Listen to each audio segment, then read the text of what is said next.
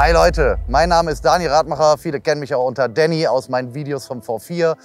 Ich bin der Geschäftsführer bei Carp Launch Tackle, seit mittlerweile knapp 15 Jahren im Betrieb. Und in diesem Video möchten wir euch einmal die Neuerungen unseres neuen Babys, unserem Flaggschiff, dem RT7, einmal vorstellen.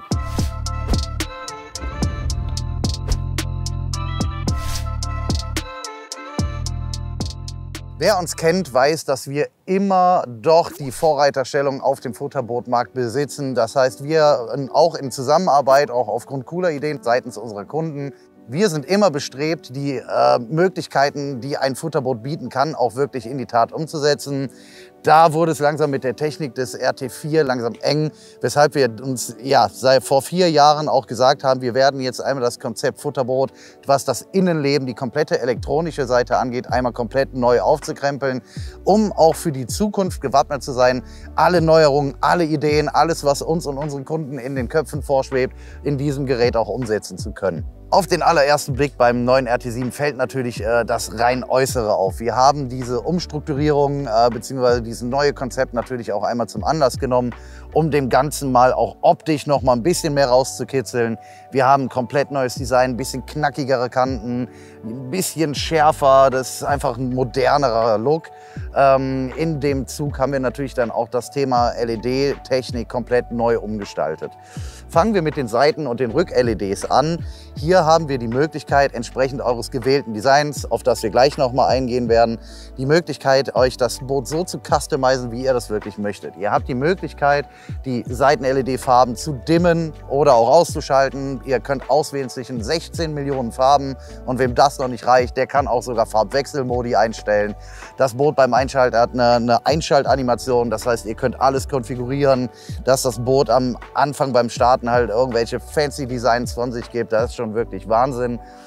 Genug der Spielerei, was die Lichtanlage angeht. Wie gesagt, das ist ein optisches oder ein designtechnisches Element, was ich sehr mir gewünscht habe für die Umsetzung und auch viele Kunden im Feedback uns auch mal mitgeteilt haben, ist das Thema Front-LEDs. Beim RT4 hatten wir die Tagfahrlichter, das heißt, wir haben vorne auf jeder Seite 13 LEDs gehabt, weiße LEDs, mit der Idee dahinter, dass man mal ein bisschen mehr Power hat, wenn man doch mal vor Inseln, Hindernissen, überhängenden Bäumen fischen möchte.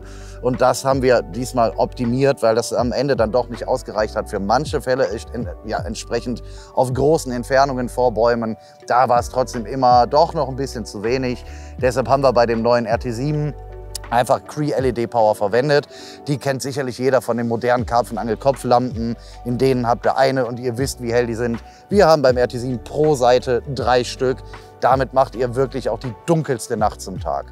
Zusätzlich zum Äußeren haben wir auch natürlich beim RT7 wieder die Möglichkeit, verschiedene Designs zu wählen. Hier haben wir einfach für den Start oder für die Einführung des RT7 uns mal angeschaut, was sind die beliebtesten Designs im Futterboot, einfach um das für den Anfang nicht unüberschaubar auch für euch zu gestalten. 14 Designs sind mittlerweile dann verfügbar. Wie gesagt, auch hier die LED-Farbe entsprechend anpassbar, sodass es ein sauberes Gesamtkonzept am Ende auch gibt. Eine häufig gestellte Frage ist natürlich auch das Thema Unterrumpf, sprich die Unterschale unseres Futterbootes. Die hat sich einfach beim RT4 als doch wirklich robust, stabil im Wasser liegend herausgestellt, weshalb wir hier eigentlich nur geringfügige Änderungen vorgenommen haben. Das betrifft im Wesentlichen das Innere des Bootes. Hier haben wir noch mal das eine oder andere verstärkt. Auch in Sachen Motorhalterung haben wir noch eine etwas neue Lösung gefunden, um entsprechend ein bisschen Vibrationen noch rauszunehmen, um eben den Resonanzkörper-Futterboot, wie man es sich halt von einer Gitarre vorstellen kann, einfach das Ganze noch ein bisschen leiser zu gestalten. Gerade auch was die Brushless-Motoren angeht, die natürlich mit ihrer Power dann doch ein bisschen Vibration auch in den Rumpf übertragen. Natürlich gibt es nach wie vor das 2-Motoren-Konzept. Wir haben unsere Low-Noise-Motoren als auch die Brushless-Motoren. Das hat sich einfach über die Jahre als wirklich erfolgreich herausgestellt, gerade auch in dem Punkt, wenn kennt ihr ruft bei uns an oder wenn man uns fragt, auch mal am See trifft, welche soll ich denn nehmen? Wir sagen nicht, nimm auf jeden Fall die teuersten, darum geht es überhaupt gar nicht. Es geht bei der Motorenauswahl darum, wie setzt ihr das Boot denn ein? Und da ist halt immer der klassische Vergleich, ganz große, offene Gewässer, Da machen sich natürlich die Brushless-Motoren, ja, bringen die halt ihre Stärke hervor. Einfach dahingehend, wenn ihr dann mit richtig Wind und Wellen mal zu kämpfen habt, das Ding fährt euch dadurch ohne Probleme. Die Low-Noise-Motoren hingegen sind halt eher für flachere Gewässer geeignet.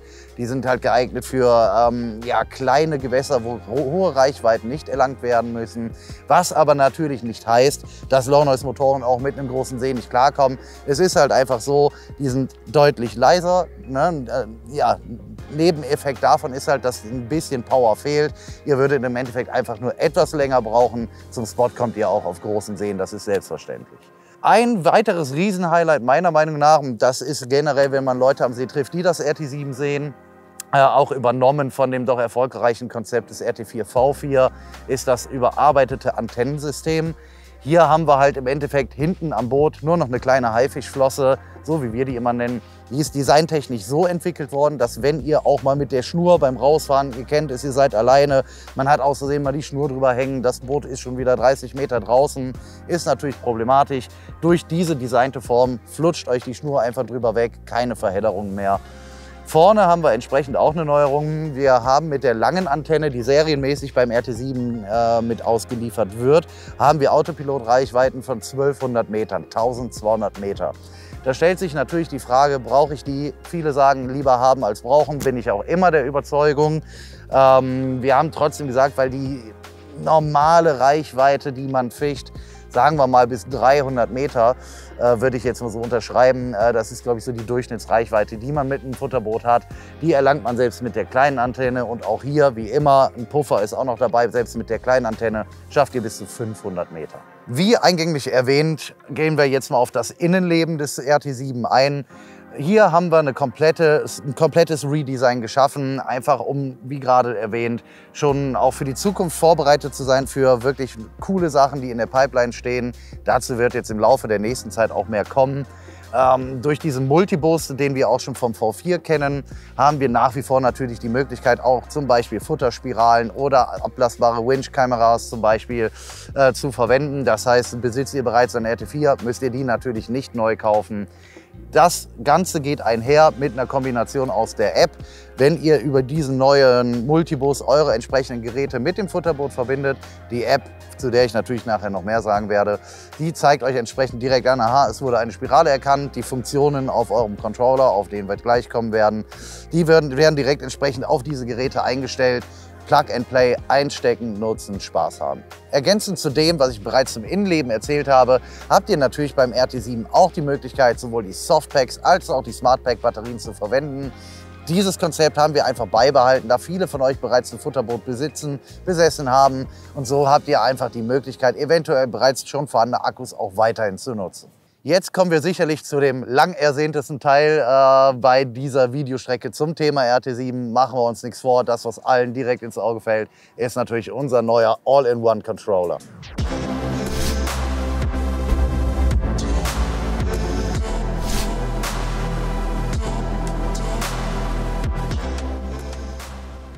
Dieser Controller bietet zum allerersten Mal die Möglichkeit, sämtliche Geräte, die ihr so von sonstigen Futterbooten, speziell auch von unseren Booten kennt, alle in einem Gerät unterzubringen. Vorbei sind die Zeiten, ich brauche eine Transmitterbox, ich brauche 3 Antennen, welche Antenne kommt wohin, mir könnte eine abbrechen, ich brauche ein Tablet, ich muss 17 Geräte laden.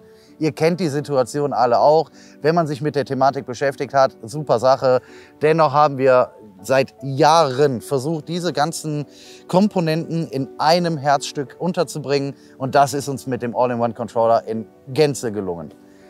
Mit dem Controller selber, ihr habt nach wie vor ein einsteckbares Tablet. Das heißt, ihr könnt auch mal den Controller selber als Transmitterbox wie gewohnt im Regen stehen lassen. Wenn mal ein Unwetter herrscht und ihr wollt trotzdem mal Routen rausfahren, ihr nehmt das Tablet mit ins Zelt und benutzt euer Futterboot trockenen Fußes und habt trotzdem alle Funktionen gegeben. Kurz zum Thema Tablet selber.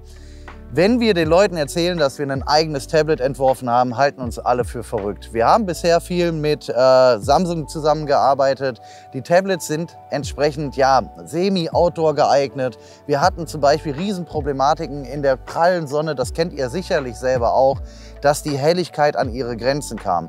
Das heißt, wer wirklich schon mal mit einem V4 in der prallen Sonne geangelt hat, dem ist sicherlich aufgefallen, dass man irgendwann nicht mehr so viel sehen konnte aufgrund der Kontrasthelligkeit dieses Tablets. Zusätzlich hatte Samsung nach wie vor die Problematik, eine glatte Oberfläche zu haben. Ihr hattet Spiegelungen drin. Natürlich gab es da die Möglichkeit, mit wieder irgendwelchen Klebefolien zu arbeiten. Aber sind wir uns doch einig, das ist nicht die wahre Lösung. Deshalb haben wir diesen Controller komplett gänzlich selber entwickelt, genau darauf abgestimmt, was wir von einem Tablet in Benutzung mit einem Futterboot erwarten. So haben wir keinen unnötigen Schnickschnack drin, der Leistung frisst und Laggy, also Delays bei der Benutzung verursacht. Das Ding ist einfach durch und durch geil. Thema Stromversorgung zu dem All-in-One-Controller selber. Wir haben eine Batterielaufzeit von 24 Stunden. Das Tablet selber kann bis zu 8 Stunden betrieben werden, natürlich je nach Helligkeit, eingestellter Helligkeit.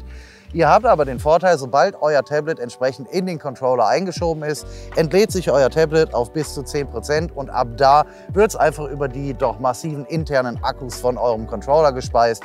So könnt ihr auf jeden Fall sicherstellen, dass ihr niemals ohne Power dasteht. Sollte das dennoch mal der Fall sein, dass ihr in der Woche es geschafft habt, das Ding leer zu machen, ihr habt einen ganz klassischen USB-C Ladeanschluss, den steckt ihr einfach unten in den Controller rein, erledigt. Wenn ihr die Ladegeschwindigkeit verdoppeln wollt, zum Beispiel zu Hause, morgen geht's los, natürlich habt ihr auch die Möglichkeit, das Tablet rauszuziehen. Dann könnt ihr sowohl den Controller als auch das Tablet separat laden und habt natürlich klar durch 2 Ladegeräte einfach die doppelte Ladegeschwindigkeit. Thema Ladegeschwindigkeit. Ist der Controller komplett leer, inklusive Tablet entsprechend auch leer, ist das Ding je nach Ladegerät mit einem 45 Watt Ladegerät bei ca. 4 Stunden voll. Ich denke, mehr geht nicht. Kommen wir jetzt noch mal auf die Benutzung dieses All-in-One-Controllers im Detail. Natürlich habt ihr, wie erwähnt, ihr habt natürlich die komplette App in diesem Controller drin. Ergänzt wird dies, wie ihr das damals kanntet, mit der Fernbedienung dabei, über die ihr natürlich auch mal schnell eingreifen konntet. Aber sind wir alle ehrlich, wieder ein Gerät mehr schleppen. Deshalb haben wir hier alles halt in einem Gerät integriert. Ihr könnt natürlich nach wie vor eure App über das Touchscreen des All-in-One-Controllers so nutzen, wie ihr es bisher auch gewohnt seid. Die App ist nach wie vor nahezu identisch mit natürlich ein paar Zusatzfunktionen, die das RT7 entsprechend bietet, auf die wir gleich eingehen werden. Heißt im Endeffekt, eure App, wenn ihr die V4 gewohnt seid, es ist für euch kein Neueinstieg. Ihr seid mit der Sache definitiv schon vertraut. Für die, die sich zum ersten Mal an so ein Futterboot herantrauen, für die V4, entsprechend für diese App, gibt es ein komplettes begleitetes Videotutorial und ihr habt auch die Möglichkeit, entsprechend online, da gibt es einen Link bei uns auf der Homepage, den wir sicherlich auch noch mal verlinken werden, die Möglichkeit, über eine virtuelle App mit dem Boot herumzuspielen. Das heißt, die App zeigt euch euer Futterboot. Ihr könnt einfach mal herumklicken, ihr könnt mal eine Kartenraster erstellen, ihr könnt mal einen Punkt speichern und auch anfahren. Damit ist der Einstieg in das Thema Futterboot einfach kinderleicht. Zusätzlich haben wir natürlich, wie es einst war, das Thema Fernbedienung direkt mit in den All-in-One-Controller integriert. Heißt, wir haben direkt die Möglichkeit, unser Futterboot zu steuern über den Fahrjoystick. Wir haben für Kamerasysteme einen zweiten Joystick eingebracht, um die Kamera hochzufahren, runterzufahren. Ihr könnt natürlich auch die Futterschnecken über diesen Joystick steuern. Hier sind der Möglichkeiten keine Grenzen gesetzt. Das Geile ist, ihr könnt diese entsprechenden vorbelegten Knöpfe, die der All-in-One-Controller bietet, ihr könnt euch diese komplett konfigurieren, so wie euch es beliebt. Es gibt oft die Situation, der eine möchte dann doch lieber noch Licht eingeschaltet haben, ausgeschaltet haben. Der andere sagt, ich brauche es überhaupt nicht. Dafür haben wir halt die Möglichkeit geschaffen, die Knöpfe so zu belegen über wirklich ein einfach geführtes Menü, so wie ihr euch das vorstellt, so wie ihr euer Boot benutzen möchtet. Und so habt ihr wirklich alles in einer Hand, so wie ihr es haben möchtet, kinderleicht zu bedienen. Zusätzlich am All-in-One-Controller haben wir 8 Status-LEDs bzw. Indikatoren, die euch auch noch ein bisschen erzählen, was gerade so mit dem Controller läuft. Auf der linken Seite die 4 LEDs geben euch zunächst den Ladestand des Tablets bzw. eures All-in-One-Controllers wieder.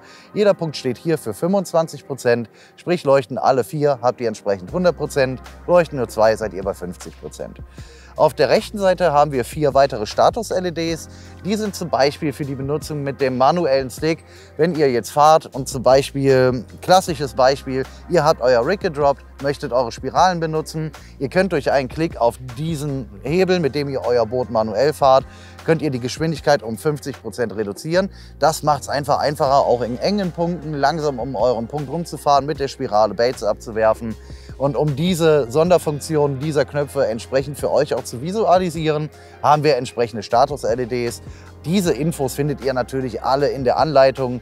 Die ist sowohl online verfügbar als auch immer entsprechend, wenn ihr das Tablet rauszieht, habt ihr einen QR-Code. Ihr könnt ihn scannen und werdet sofort auf unsere Anleitungsseite weitergeleitet.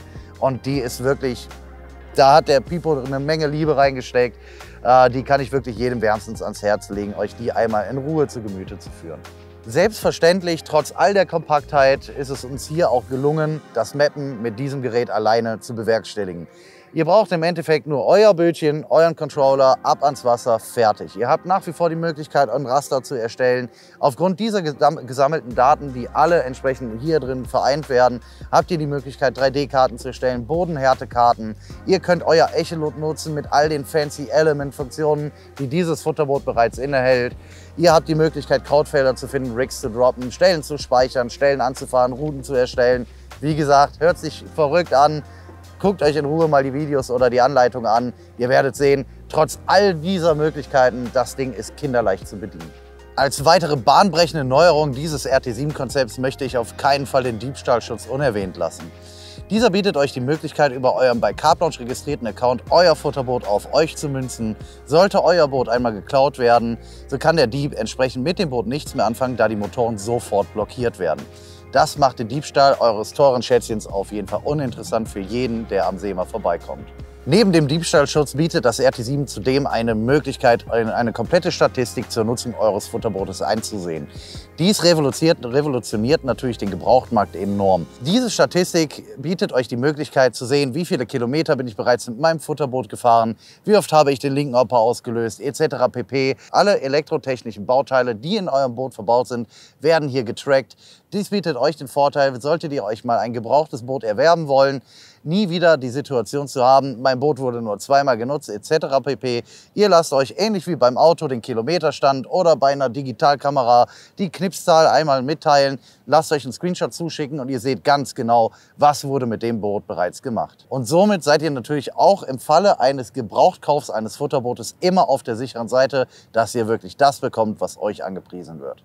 Mit diesem neuen Konzept, Design, Einfachheit, Kompaktheit haben wir ein Futterboot geschaffen, das den aktuellen Markt sicherlich revolutionieren wird. Und ich bin mir sicher, wer dieses Schätzchen einmal live am Wasser sehen darf, der wird mir in allen Punkten zustimmen und dieses Bötchen lieben lernen.